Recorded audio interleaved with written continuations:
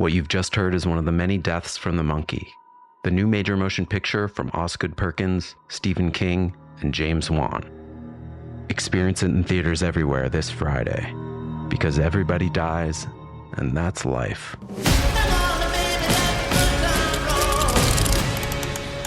Let's have some fun. At T-Mobile, our critical mission is providing unparalleled 5G coverage for when connectivity is mission critical.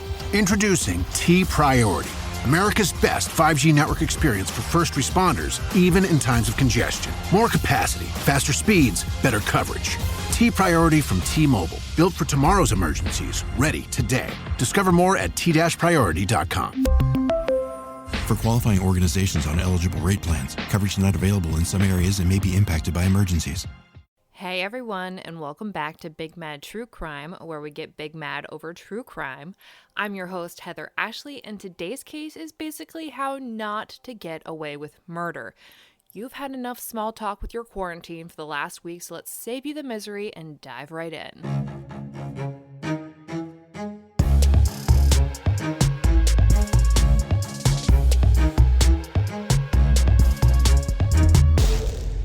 It was a normal day in Virginia Beach on May 5th of 2014. The weather wasn't being as much of a wishy-washy bitch, and fishermen were starting to get back out on the water and do their thing, whether it was drinking at 4 a.m. and coming home complaining about how no fish were biting, or genuinely heading out, catching some croaker, and then lying to their friends about how big they were. Either way, the fishermen were out and they were looking for a good time, but this case was about to take a massive dump on their plans. On the morning of May 5th, 2004, an unsuspecting fisherman was out on his boat near the Chesapeake Bay Bridge Tunnel, which is basically this massive highway bridge that winds up going super deep underwater. It's honestly terrifying. One crack and you're all fucked. I used to drive it every time I went to and from my in-laws before they moved here. Anyways, the fisherman is out minding his own business by the bridge when he notices a green suitcase floating in the water. Obviously, he's never watched Dateline because he decides to drive over to it and pull it up into his boat. When he opened it, he found something wrapped in black garbage bags and duct tape. Naturally, he had to know what was in there, so he pulled the plastic and duct tape apart and found that there was a third layer, a hospital blanket. Seriously, I'm watching this case in my head and yelling at him to stop like this is a football game or something. But he doesn't stop. When he unraveled the hospital blanket, he discovered a severed human head with a bullet hole through the center. We can assume he never went fishing again. It only gets worse, though. Just 6 days later, on May 11th, some students were out birdwatching on Virginia Beach when they too noticed that a green suitcase has washed up ashore. Much like the fishermen, they decide to open it and see what's inside. We are a curious people. Inside the suitcase, they find a torso, arms still connected with no head and no lower body, with a gunshot wound to the chest. We can assume that's the last time they ever went to the beach or really anywhere with surprise luggage. But when there's 2, there's 3, and 5 days after that, not far from where the first fisherman found his bag of nightmares, a second fisherman stumbles across a third green suitcase. Again, he opened it. And in that suitcase was the rest of the dismembered man. The bottom half of his body had been stuffed into the suitcase and floating in the bay for at least a week and a half. The authorities take all 3 bags of remains to the Norfolk Medical Examiner's office in hopes to identify him through fingerprints or DNA, but that was a no-go. They had the full anatomy of an adult male over 6 feet tall, weighing roughly 220 pounds, but had absolutely no idea who he was, and he didn't match a single one of their missing persons reports. On May 21st, frustrated with no new information, police have a sketch artist come in and draw up what they believe the victim would have looked like prior to his death and length of time in the water, and then the photo is released to the public. It takes almost no time for a woman to call in and be like, hey, the guy in the sketch is 100% my husband's friend Billy. And Billy it was. Our John Doe was positively identified as William McGuire of Woodbridge, New Jersey. That's why no one knew who he was. He wasn't missing from Virginia. He was missing from New Jersey. But that begs the question, how did 3 suitcases containing his body parts wind up so close to one another if he lived over 300 miles away? They make contact with William's wife, Melanie, to let them know that they'd found her husband and he's deceased. Clearly, she's devastated. Well, according to her friends. See, William had never been reported missing. Police waste no time in getting to the bottom of whatever happened to Billy and interview Melanie on June 2nd. She tells them that in the early morning hours of April 29th, her and William got into a violent argument where for the first time in their marriage, he got physical. She says that she and one of her children, not both because they had 2, hid in the bathroom after Billy slapped her in the face and shoved a dryer sheet in her mouth. Weirdest fight ever?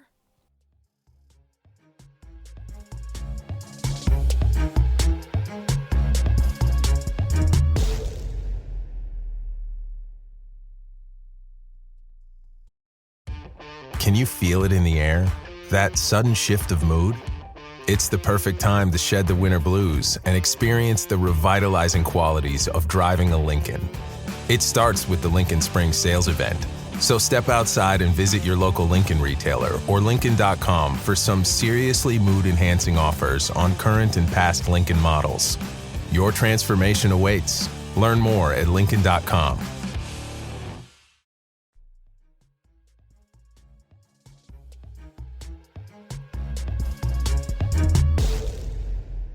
She says that she heard him rumbling through the house as he packed his things, and as he was walking out the front door of their Edison, New Jersey rental home, Melanie says he told her that they'd never see him again, and that was the last time that she ever heard from him.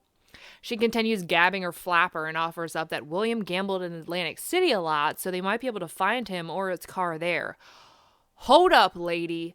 They already found him, but why are you telling them where they might find his car? Anyways, they talk about the luggage he was found in, and she says that she doesn't recognize it. They continue to interview her and ask her whether or not Billy had an easy pass because they noticed some charges along the Atlantic City Parkway on May 2nd and 18th. Mind you, the 18th is a full 13 days after his body parts started popping up all over Virginia Beach. I do believe this is when her oh shit meter began to go off. The next day, Melanie called E-ZPass to dispute the charges the detective mentioned, saying that they were incorrect, but E-ZPass was like, nah, girl, we have footage of your car rolling through the toll, so we'll keep the change. But let's make this weird. Her own stepfather called E-ZPass after she did to try and dispute the exact same charges on her account. It wasn't even his. She's in her 30s. What the fuck does her stepdad have to do with any of this? And why does he think that he can get them to change their mind? And more so, why the fuck does he care? If I called my dad complaining that the toll company wouldn't take off some charges, he would literally ask whether I'm capable of wiping my own ass or if I needed help with that too.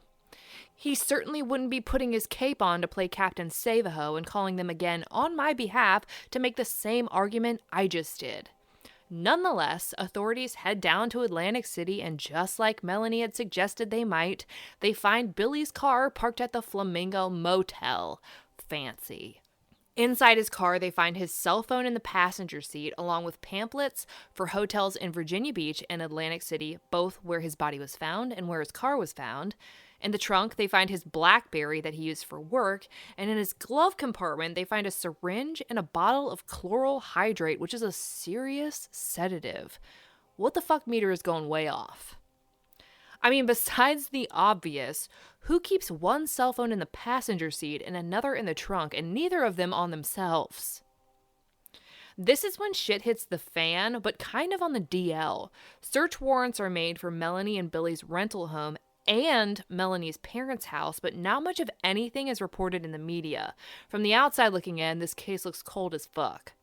But that's until a year later on June 2nd of 2005 when Mellie drops her sons off at daycare and goes to start her normal daily routine, but is stopped by police and taken into custody and charged with the first-degree murder and dismemberment of her 39-year-old husband of 5 years, William McGuire.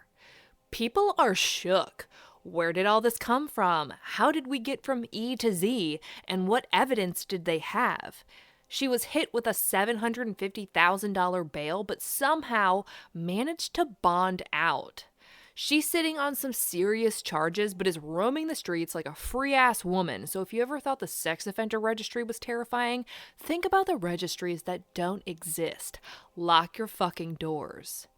Not long after those charges, though, the Attorney General receives a mysterious 4-page letter claiming to be from the mob, and copies of this letter are sent to the media and the police.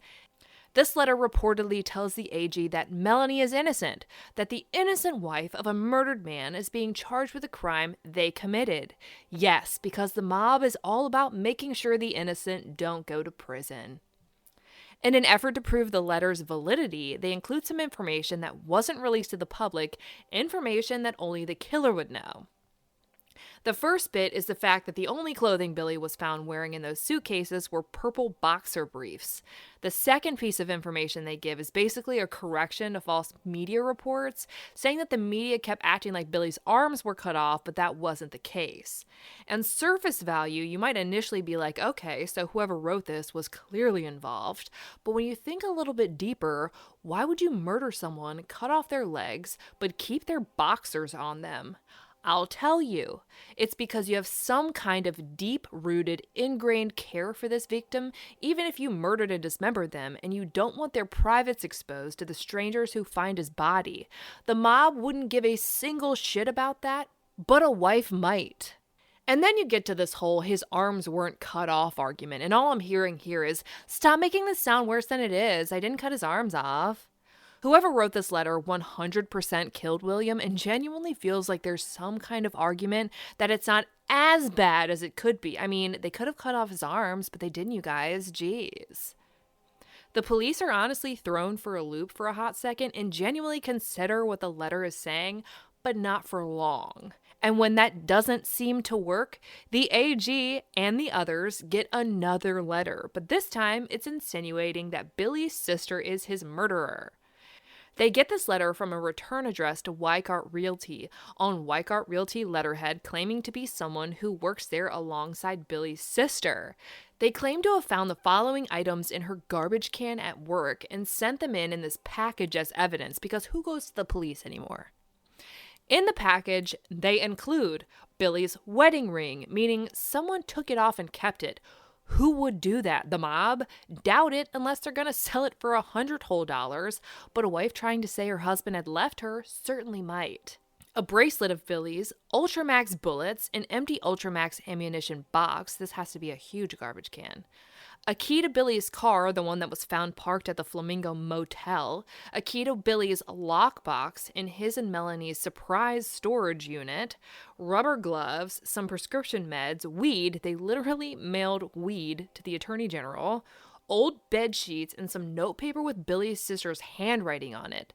This Attorney General has to be wondering why in the fuck, out of all the cases that come through that office, not only has the mob tried to fight for the innocence of Billy's wife, but now a random coworker is trying to say Billy's sister is the one who killed him. But only after going through her work garbage that just so happened to have jewelry, 2 sets of keys, and some weed in it. Everybody calling bullshit? Say aye. 4 months after Melanie is charged with murder, she's also charged with perjury and for hindering apprehension for writing those letters to the Attorney General's office. Police believe, for whatever reason we don't know yet, that Melanie is behind both of the letters sent to the Attorney General's office. Her bail amount is increased to $2.1 million, and her pattern holds strong, and the praying mantis of New Jersey is released on bond again. Lord help us all. Almost an entire year passes and nothing extraordinary happens. The case hasn't gone to trial, no more charges are pressed, but Melanie gets a new defense team. And not just any defense team, she hires Joseph Tacopina, a celebrity attorney. He's the equivalent of hiring Jose Baez. Tacopina is no joke. He's represented A-Rod, Meek Mill, Jay freaking Z, and Michael Jackson, and now a lowly nurse from New Jersey. If you're wondering where in the free hell this girl is getting all this money, let me tell you a story. Some previous patients of Melanie's who just couldn't believe she was being charged with murder got together and raised $180,000 and hired Tacopina for her. If I ever get charged with murder, I fully expect y'all to do this for me. Okay, thanks.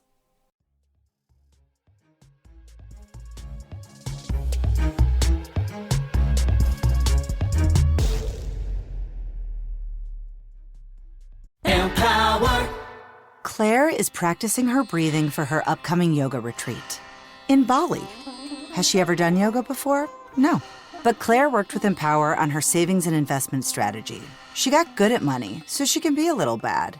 Empower. Invest well, live a little. Join our 19 million customers today at empower.com. Past performance is not indicative of future returns. Investing involves risks. You may lose money. Advisory services are provided for a fee by Empower Advisor Group, LLC, EAG, a registered investment advisor with the Securities and Exchange Commission. Om Namaste.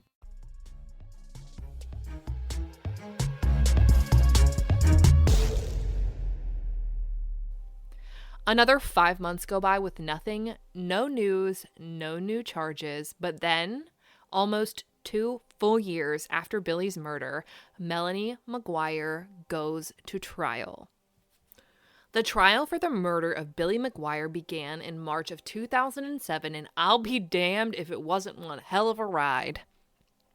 Hold on tight for the evidence show of a lifetime. One of the first witnesses to testify was that detective who interviewed her in June after notifying her of Billy's death. In that interview, Melanie said she didn't recognize the luggage that Billy was found in and that they didn't own any matching sets. And in her defense, they didn't find any in her home. But I mean, she had vacated the hell out of that. During their investigation, they discovered that William and Melanie had a storage unit, something she had previously failed to mention to detectives.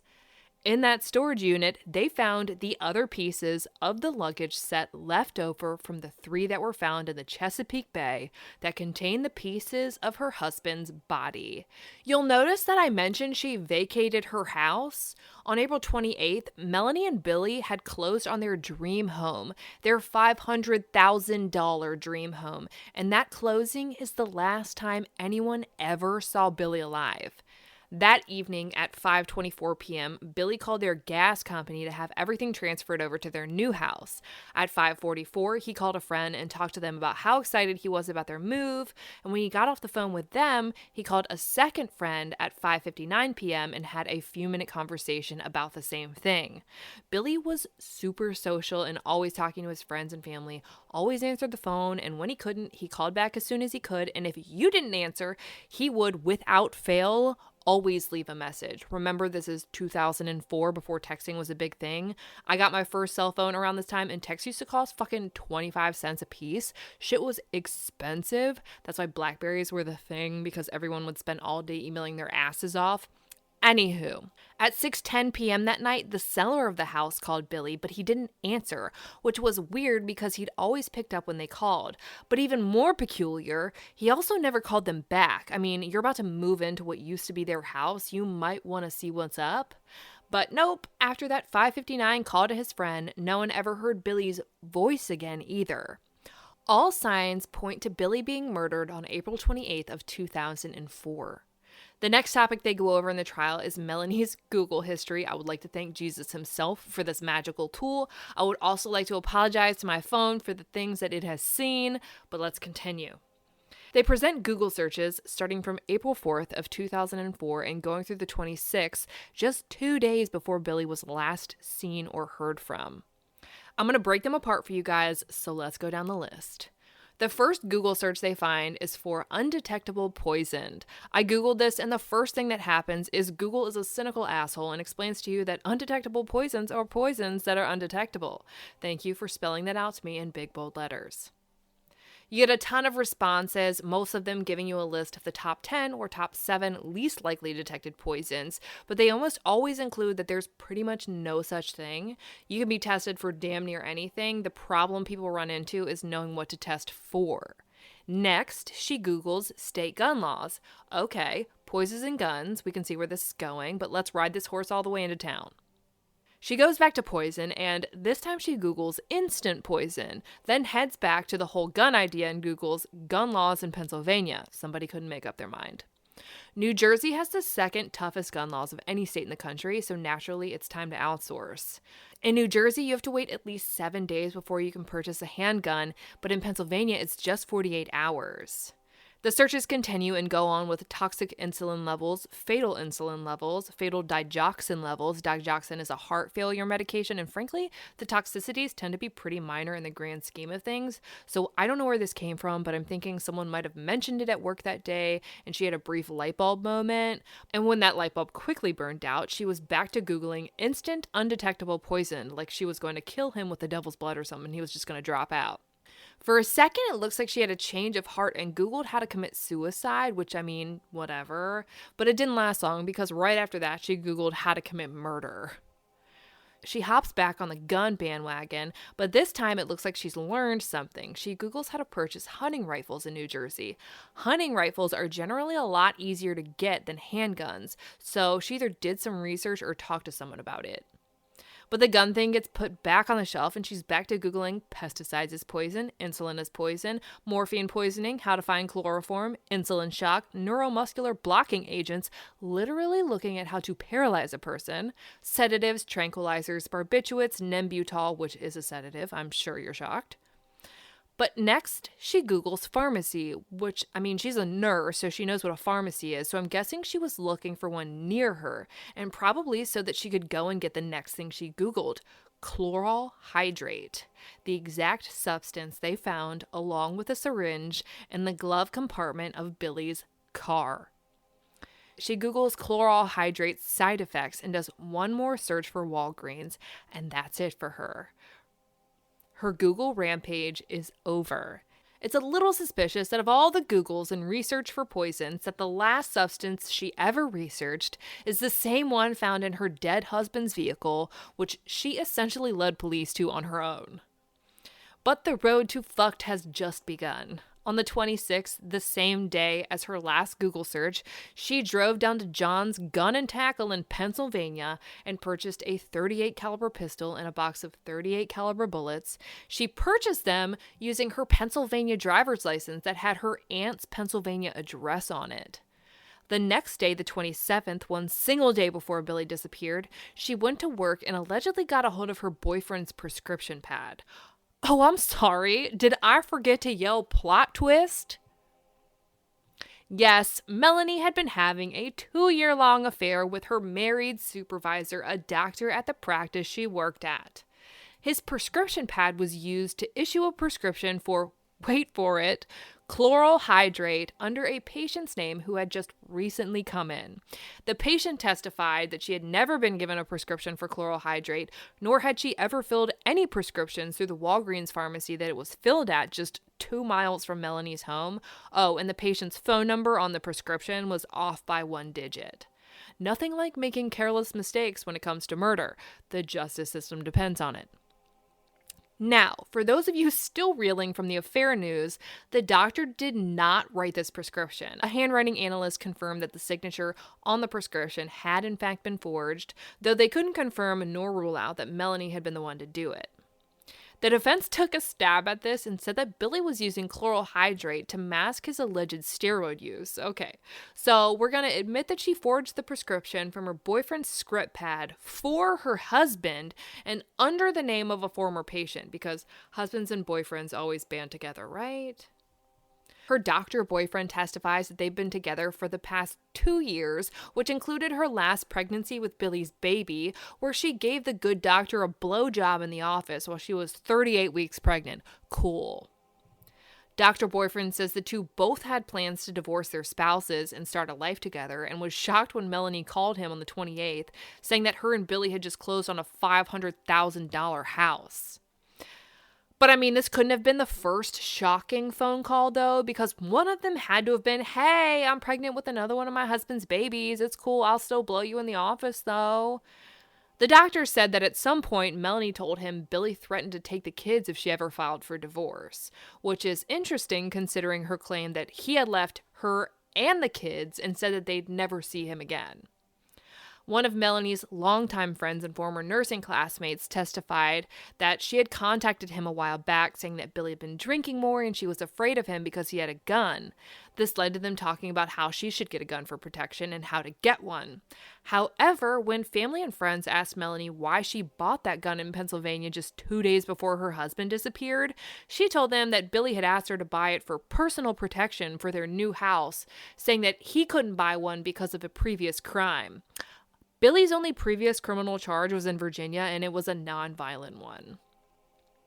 So which is it? Is he a violent man with a drinking and gambling problem who's got a gun and you're terrified? Or is he your loving husband you just bought a house with and purchased a gun for? The gun that Melanie bought was never recovered because who doesn't misplace their guns all the time? Continuing on, law enforcement actually got a warrant allowing them to do wiretaps on Melanie, which is almost unheard of. Those warrants are insanely hard to get, but here we are. In one recorded conversation with her doctor boyfriend, he asks her where the gun is, and she tells him that she doesn't know. What mom of 2 preschool-aged boys doesn't know where her gun is? That former classmate of hers that she had spoken with about buying a gun to protect herself from Billy allowed the police to record one of their conversations, and when he asked where Billy's gun is, she says that it's probably in his lockbox in their storage unit. The police found that lockbox. When they opened it, they found 7 .48 caliber figments of Melanie's imagination. They found no guns. In that lockbox, Billy kept fucking batteries. On April 29th, Melanie claims to have had this violent fight with Billy where he packed his shit and stormed out of the house.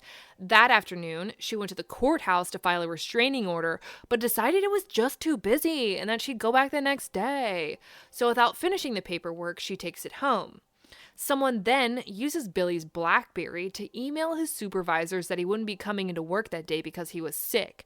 But whoever used his BlackBerry used an outdated email address for one of his supervisors, something that Billy wouldn't have done because he knew who the fuck he worked with and how to get into contact with them. But it certainly bought the killer some time before anyone realized that something was up. That night, Melanie checks herself into a hotel room at the Red Roof Inn in Edison, New Jersey, the same county that she has a perfectly good house in, and pays for it in cash. But she doesn't stay long after checking in. Instead, she hopped in her car and drove herself all the way down to Atlantic City, a 1 hour and 40-minute drive, 3 hours and 20-minute round trip. Unbeknownst to her, the Flamingo Motel in Atlantic City where Billy's car was found had rolling CCTV footage, and it caught her at 12:40 a.m., parking Billy's car exactly where it would be later found by police. The following day, back in Edison, she finished those papers for the restraining order and testified before a judge about the alleged dryer sheet fiasco and said that she had no idea where Billy might be, and on the paperwork checked that he owned no guns, 0 of them. So we're just rolling in lies like a pig in shit at this point. When police confront her with this footage and ask why she said she didn't know where Billy might be, she told them that she had actually found his car parked at the Trump Taj Mahal Casino, a 1.5 miles away, within walking distance, and moved his car in an effort to get back at him. Ooh, good one. So you drove 3.5 hours to look for the car of a guy you're terrified enough of to file a restraining order against, and you decide you want to fuck with him, but then tell a judge that you have no clue where he might be. Oh, and not to worry because he doesn't own a gun. This is a new level of dumb, and it deserves a title.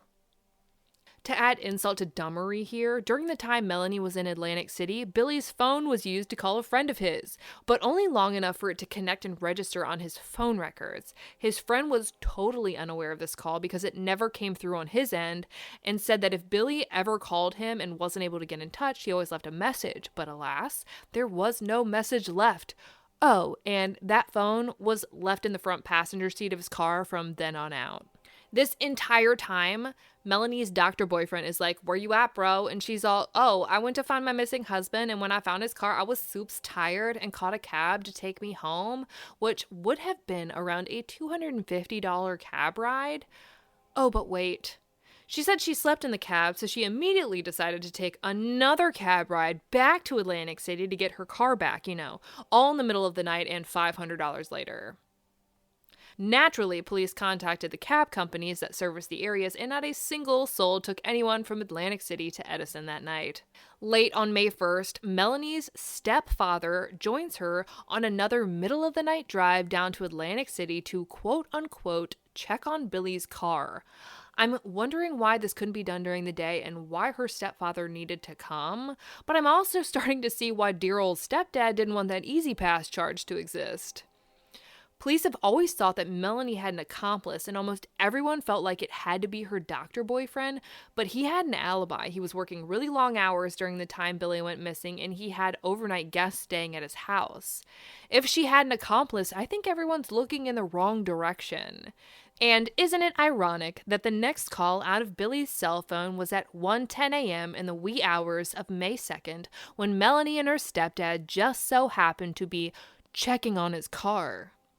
The call was placed to his and Melanie's home phone just 16 minutes after they were seen going through that toll, the charge she wanted removed. I challenge anyone to tell me a story that will make me believe that her stepfather didn't know who made that call and exactly what was going on. I'd also like to know that there are a lot of tolls that Melanie's car did not register going through. Why? Because she was paying them in cash, even though she had an Easy Pass. The only 2 tolls that detected her did so because she chose a lane that was Easy Pass and exact change only. They detected her because she's a fucking idiot, and it's amazing. Once Melanie left Atlantic City again, she went back to her hotel room at the Red Roof Inn, which she had been staying at for days now. Again, why stay in a hotel when you have a perfectly good home to live in? Unless there's a dead body in it. On May 3rd, Melanie met with her parents to drop off her boys on a Monday, and then drove back home, because who doesn't have their parents watch their kids on random weekdays after taking middle-of-the-night trips to Atlantic City together? Just 2 days later, on May 5th, the first suitcase containing Billy's body parts would surface near the Chesapeake Bay Bridge Tunnel in Virginia. And all that back-and-forth chaos stopped. She just resumed her normal life. Melanie started to get rid of all of her shit from the rental house. She sold the entertainment center to a co-worker who came to pick it up from her house after Billy went missing, and the co-worker told detectives that Melanie's bathroom smelled like a morgue, and not like dead bodies, but like an intense mixture of heavy-duty chemicals. Next, evidence is introduced to the jury that search warrants were served on both Melanie's and her parents' homes. Authorities tore Melanie's house apart, but it had been cleaned like the Pope was coming to visit. That includes repainting the walls. Who repaints the walls of a home they don't plan to live in anymore? They took apart drains, light sockets, everything, and they found not a single trace of blood evidence anywhere. Which is mind-blowing, since Billy was not only shot and dismembered, but he was completely drained of his entire blood volume. Billy was over 6 feet tall and 220 pounds. He would have had more than 1.5 gallons of blood in him, but where did it go? I mean, my daughter stubbed her toe today and it bled like a head wound. My son was living his best quarantine life playing his Nintendo Switch when he got a random nosebleed. It's been an oddly bloody day in this house. Anyways, my point is that if you luminoled my house right now, you'd see tiny bloody footprints and drops of blood from a nosebleed. But Melanie and Billany's house was pristine, which was an advantage to her defense team. I mean, Billy either wasn't killed or dismembered there, or their defendant is missing her calling in crime scene cleanup. But all hope is not lost in linking the murder to their house. The medical examiner found a green patch of fabric stuck to the bullet lodged inside of Billy's chest, which means it would have had to have traveled through this green fabric before entering Billy's body. The throw pillows on the couch in Billy and Melanie's rental home were green. The defense testified that the fibers didn't match the green velvet throw pillows they presented as having once been on her couch, but a friend mentioned that those velvet pillows weren't the only green pillows they kept on that couch. Speaking of the couch, it was never found. By the time police notified Melanie of her husband's death, the couch was gone. Melanie was a small girl and Billy was a big man. If she wanted to kill him, she'd need to sedate him first, and chloral hydrate would come in real handy for that. especially if he drank it and passed out on the couch. She could then easily use her newly purchased .38 caliber handgun to shoot him in the head and use those nearby green throw pillows as a silencer and shield for any blowback or spatter from the wounds. She definitely wouldn't want her kids or neighbors to hear any suspicious gunshots that would really cramp your murder vibe. But if Billy was shot and killed on that couch, it would be full of blood and riddled with bullet holes, and so would those throw pillows. You'd certainly want them to disappear.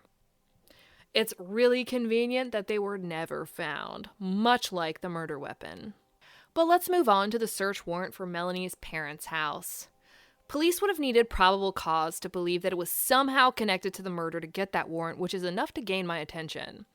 At her parents' house, they find one of her scrub shirts from work, a casino comp card with Billy's name on it, along with almost $30,000 in cash. What do you know? Billy was considered a high roller at the Trump Taj Mahal in Atlantic City, gambling $97,000 the year before and making an almost $30,000 profit. Now, being a high roller and having a comp card means that when he gambles, he stays at the casinos for free. They want their high rollers comfortable, full of money, and full of booze. So those pamphlets for hotels in Atlantic City and Virginia that they found in his passenger seat parked a mile and a half from the Taj Mahal casino are nothing he would have ever needed. Atlantic City and Virginia are both places we know that his killer traveled to, though. Speaking of Billy's car, they found one more thing. Microscopic skin particles, which doesn't sound damning when you first hear about it. Everyone sheds skin. But the medical examiner testified that the skin found on the floorboard of his car would not have come from normal shedding. The skin that was found was from much deeper within the tissue. He says it would have had to have come from some kind of disease or trauma, and says that the wound the skin came from would have caused significant bleeding, but there was no evidence of that in the car whatsoever. The medical examiner concludes that it was most likely transferred to the floorboards from the shoes that his killer was wearing when they dismembered his body. But the court moves on to the next topic, that letter sent to the Attorney General's office trying to implicate Billy's sister in his murder. They track the package down to the specific FedEx office it was shipped from and find the card it was paid with. It was paid for using an American Express gift card. Not suspicious at all. Who doesn't use money to buy money before using it to ship a package containing a dead man's jewelry and some drugs? They trace the American Express gift card back to a local pharmacy where they catch a woman on CCTV matching Melanie's description purchasing one just before it was sent out. Naturally, Billy's sister is distraught that she's even being brought into this, but Melanie has 10 fingers and she's going to point every single one of them. What her defense team didn't anticipate was their client being the fucking Hansel and Gretel of evidentiary breadcrumbs. The return address on the FedEx package allegedly sent from one of Billy's sister's co-workers was the other Weikart Realty location, not the one his sister actually worked at. Certainly someone who worked there would know which fucking office they spent 8 hours of their day at. Melanie got the patient's phone number wrong on the forged prescription for chloral hydrate. She emailed the wrong email to let Billy's supervisor know he wasn't coming in on the 29th, and she wrote the wrong return address on the letter she sent trying to frame her sister-in-law. So much stupid. More evidence is presented, like how the dye streaking on the black trash bags Billy's body parts were wrapped in matched the ones at their rental home and the ones she used to get rid of the rest of Billy's stuff in, and how they found a 10-inch hair matching Melanie's stuck to the duct tape that was wrapped around the garbage bags. Oh, and that blanket Billy's severed head was wrapped in matched the exact same blankets they use at the medical office Melanie worked at. Homegirl was fucked. But the defense team took one last stab at the it was someone else theory and suggested that her own siblings did it to frame her in an effort to get back at her for complicating the sale of their late mother's estate, citing that her brother and sister had made a list of ways to get back at her, one of which said set her up. However, the list also contained, "Tell her we no longer believe she was molested as a child," which is fucked up, but again, how many people are we going to try and pin this on? The mob was a huge bust, the sister-in-law was the biggest shit show of a frame job I've ever seen, and now you're on to your own brother and sister. But the defense team is there to defend, and when this is what you're working with, you point the finger at the cast of Sesame Street and hope it works. The courts finally hear closing arguments and the jury is released to deliberate. In fact, they deliberate for 13 and a half hours. It's said that during breaks throughout the trial, Melanie could be seen laughing and joking with her friends, but when she got the news that the jury had reached their verdict, homegirl lost her shit, like full-on Farrah Abraham, Kim Kardashian crying. And rightfully so. They found her guilty of first-degree murder and sentenced her to life in prison with a mandatory minimum of 85% of that before she could be eligible for parole. Now, if you ask me, life in prison should mean fucking life in prison, but whatever. This means that she'll be chilling in jail until at least 2073 when she'll be a wrinkly-ass 100 years old. Over the years, Melanie had a website claiming she was innocent. She had shows made about her trial where they deemed her the suitcase killer, and a lot of people felt like her case wasn't a slam dunk, which frankly confirms my theory that 1-hour episodes about any case are going to gloss over damn near everything. Melanie even made one last-ditch effort for her innocence and filed for an appeal saying that her $180,000 gifted celebrity counsel wasn't efficient. Clearly that was denied. Melanie will sit and she will rot in prison until the day she dies. For all photos and maps pertaining to this episode, check out her highlight at the top of my Instagram at @TheHeatherAshley. And for anyone interested who has a lot of time on their hands, Court TV filmed this entire trial, and I'm going to link it in her stories for anyone who wants to give it a look-see. Murderpedia also has an amazing compilation of publications about this case, so I'll be sure to link that for you guys too. Be sure to stay tuned to the end of this episode for the blooper reel. Be sure to join me tonight at 9 p.m. Eastern for Crime Talk Live, where you go live with me and we talk about today's case. I'll be bringing you a brand new episode a week from today, and I cannot wait. But until then, we out.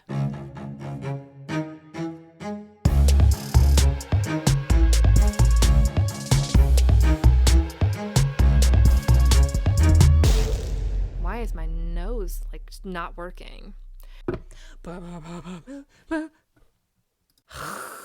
I hate. Why can't I fucking talk? Why can't I fucking talk? There's only one rental home. Oh, you bitch.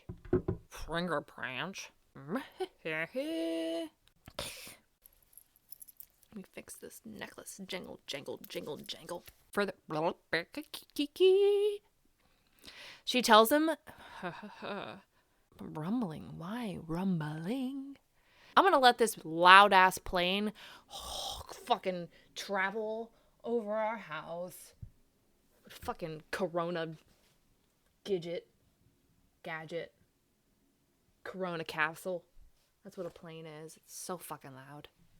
I'm gonna do this again. Why? I can't fucking talk or read. Fucking. Sorry, this is being a bitch, and we're gonna say that again. Why does this sound like fucking stupid as shit? Okay, I get a burp. It's just stuck in. And heard from. The fuck was that? No. From busy.